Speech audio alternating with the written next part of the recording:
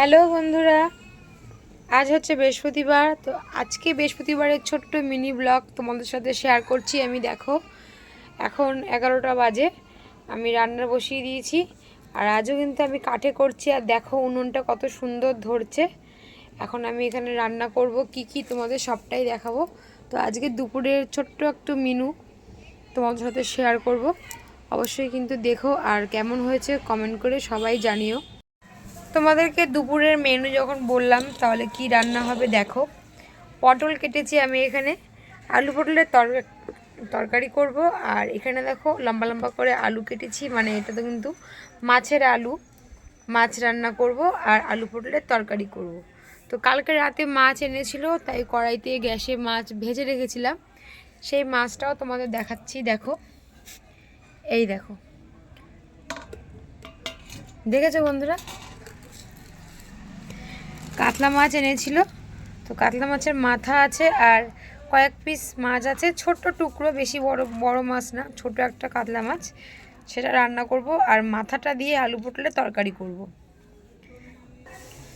কাঠে রান্না করব বলে দেখো হাঁড়ির পিছনে মাটিটা মাখিয়ে রেখেছি। আর আজ কিন্তু কড়াইয়ের পাশে মাটি মাখাতে পারিনি, কারণ কড়াইটা কালকেরে রান্না করেছিলাম। এই দেখো তোমাদের দেখাচ্ছি, এই দেখো কড়াইয়ের পাশে কিন্তু কোনো মাটি লাগাতে পারিনি, কারণ এতে মাছ রাখা ছিল আর তেল রয়েছে একটু, তার জন্য এমনি কড়াইতেই আজকে রান্নাটা করছি। কড়াইতে তেল দিয়ে দিচ্ছি, মাছের মাথাটা একটু ভেজে নেব, রাত্রে ভাজা আছে আর একটু ভাজবো, তারপরে তরকারিটা বসাবো। বেশ ভালোই আগুনটা জ্বলেছে। এবার আমি মাছের মাথাগুলো এক এক করে দিয়ে দিচ্ছি। এখনও ভালোভাবে তেলটা গরম হয়নি, কিন্তু হয়ে যাবে। ব্যাস, ভালো করে ধরে গেছে। দেখো মাছগুলো আগে আমি ভেজে নেব, কারণ কালকে রাতে হালকা হালকা করে ভেজেছিলাম। এগুলো আমি ভালো করে ভেজে নেব, তারপরে তরকারিটা বসাবো। সব মাছগুলো ভাজা বসিয়ে দিয়েছি, দেখো ভালো করে ভাজা করে নেব। আর দেখো রাত্রেবেলা মাছ ভেজেছি, আর দেখো পুরো তেল জমে গেছে, আর ঠান্ডা পড়ছে, তারই একটা প্রমাণ। আজকে দুপুরের রান্না বান্না সবটাই তোমাদের সাথে শেয়ার করব।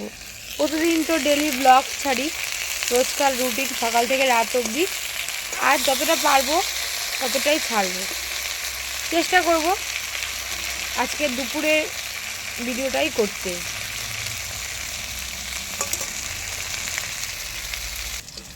মোটামুটি মাছগুলো ভেজে নিয়েছি, জ্যান্ত মাছ ছিল তাই বেশি ভাজলাম না।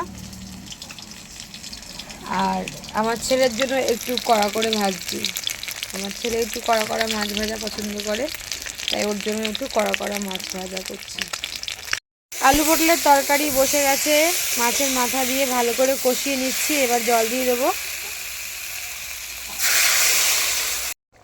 ব্যাস, তরকারি ফুটে গেছে, দেখো কত সুন্দর ফুটছে, কি সুন্দর জাল পাচ্ছে আর কি সুন্দর টকবক করে ফুটছে।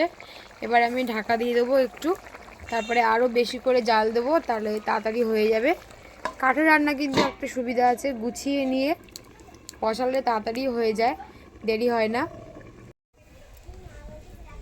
এবার আমি মাছের জন্য জিরে বসিয়ে দিলাম, মাছের ঝোলের জন্য জিরে ফোড়ন দিলাম, আলুগুলো দেব। আর উনুনটা দেখো কত সুন্দর জ্বলছে। আমার কিন্তু আলু পটলের তরকারি হয়ে গেছে, তোমাদের দেখাচ্ছি বন্ধুরা। আলু পটলের তরকারি নেমে গেছে, আর এখন আমি মাছের ঝোল বসিয়ে দিয়েছি, এটা হোক। আর তোমাদের দেখাচ্ছি এদিকে মাছের ঝোলটা, দেখো মাছের ঝোলটা বসা হচ্ছে। আর এদিকে দেখো এই যে আলু পটলের তরকারি মাছের মাথা দিয়ে বসিয়েছিলাম, সেটাও হয়ে গেছে। কি সুন্দর লাগছে, আর গন্ধ তো খুব সুন্দর বেরিয়েছে।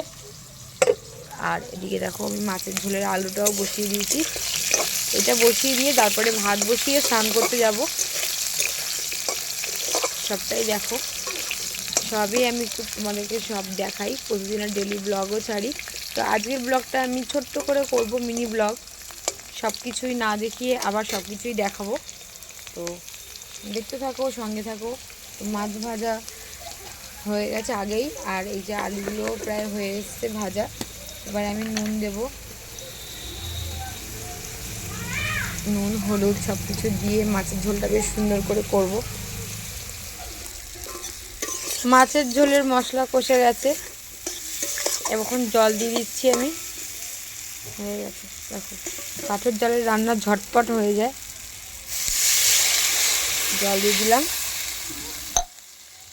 তারপরে একটু পরে মাছ ছাড়বো। ব্যাস, মাছের ঝোলও ফুটে গেছে। এবারে মাছটা ছাড়বো, তারপরে ঢাকা দেবো একটু সময়ের জন্য।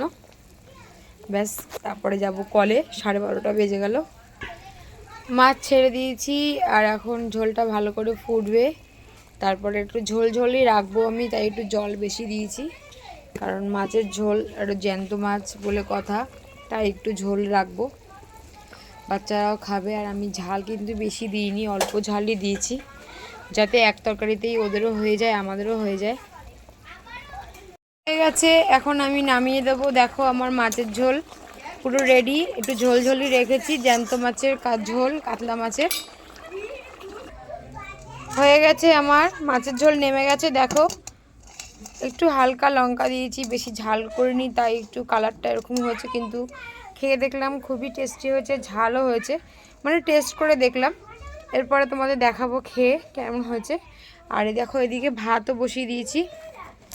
এখন আমি যাব কলে কাজ করতে, তারপরে কাজ করে আসি, তোমাদের সঙ্গে সব কথাই শেয়ার করছি। স্নান করে চলে এসেছি, আর আমরা সবাই খেতে বসে পড়েছি। তো ছেলে মেয়ের জন্য ভাত বাড়ছি আমি। দেখো, এখানে আমি ভাত বেড়েছি বাচ্চাদের জন্য। আর আমি এখানে, ওরা তো আর তরকারি দিয়ে খাবে না, ওরা শুধু মাছের ঝোল দিয়েই খাবে। তা ওদেরকে আমি মাছের ঝোল দিয়েই খেতে দিচ্ছি। তো ওদের ভাতের উপরে মাছ দিচ্ছি, আলু দিয়ে ঝোল দিচ্ছি, আর ওর বাবা মেখে দেবে। যেহেতু আমি ভিডিও করছি, তাই আমি আর মাখতে পারছি না। ওরা একাই খায়, কিন্তু মাখতে পারে না ভালো করে, তাই ওদের মেখে দিতে হয়। তো এইটা দিচ্ছি আমার মেয়েকে, আর এইবার দিচ্ছি ছেলেকে। ছেলে মেয়ে দুজনকেই ভাত বেড়ে দিয়ে তারপরে আমরা ভাত খাই। এই দেখো, আমার ছেলের কড়া কড়া মাছ ভাজা, এটা দিচ্ছি। আমি প্রথম আগ ভাত কিন্তু আমার মেয়ের জন্যই বাড়ি। তার জন্য জানি না আমাকে তোমরা কি বলবে, কিন্তু সব বাড়িতে তো আগে প্রথম আগ ভাত ছেলের জন্য বাড়া হয়, কিন্তু আমি প্রথম ভাত আমার মেয়ের জন্যই বাড়ি, কারণ সারা জীবন তো ওকে পরেই খেতে হবে। তো আগে, এখন মার কাছে আছে, তাই জন্য এখন প্রথম ভাতটা, প্রথম তরকারি, প্রথম সব কিছু ওকেই এখন আমি দেওয়ার চেষ্টা করি। আর এইটা হচ্ছে ওর বাবার ভাত। দেখো, তরকারি দিয়ে দিয়েছি, আর এই হচ্ছে আমার ভাত। আমিও এবারে বসে পড়বো খেতে। তো ওদেরকে ভাত মেখে দিয়েছে, ওরা খাচ্ছে আস্তে আস্তে, আর এবার আমিও খেতে বসে পড়লাম। আলু পটলের তরকারি মাছের মাথা দিয়ে কিন্তু খুব দারুণ হয়েছিল, আর দারুণ খেতে হয়েছে। তো কেমন লাগলো ভিডিওটা কমেন্ট করে জানিও।